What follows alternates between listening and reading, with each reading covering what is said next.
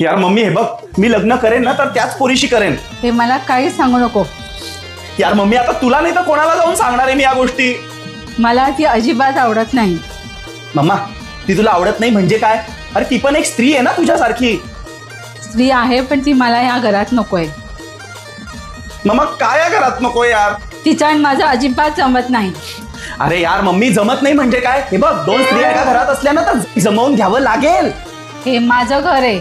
ती मुलगी मला अजिबात या घरात सून म्हणून नकोय. तुझं घर? मम्मी, तू पण या घरामध्ये ना सून म्हणूनच आली आहे.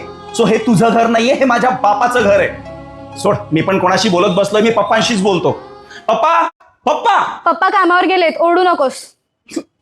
अरे अरे बघ ना यार, काय प्रॉब्लेम होऊन बसलाय. ए तुझे प्रॉब्लेम मला नको सांगूस. ए तुला नको सांगू म्हणजे? तुझं ऐकून मलाच टेन्शन आलंय. ओ हॅलो, तुला कसलं टेन्शन आलंय? मी नाही त्याच्या घरातली सून होणार. अय, कोणाच्या घरातली सून? मी त्यालाच घर जावई म्हणून आणणार इथे. पागल आहे का? अभ्यास कर. आहे मम्मी. मम्मी हिचं काय आता? ए बाबा, तिचं काय मला तर सांगू नको प्लीज. चिंगे, हे बघ. अरे सोड ना. सोडणं काय? जोपर्यंत माझं लग्न होत नाही ना तोपर्यंत तुझं लग्न होणार नाहीये. ढोमे, 12वीचा अभ्यास चालू आहे, गेम कसली खेळत बसलीये ते कर गुपचूप. मेले. मर. हॅलो, काय ऍक्सिडेंट झालाय? त्याचा फोन तर सोफ्यावरती आहे, सायलेंटवर आहे वाटतं. कुठे आहे ती? बरं ठीक आहे, मी दादाला सांगते.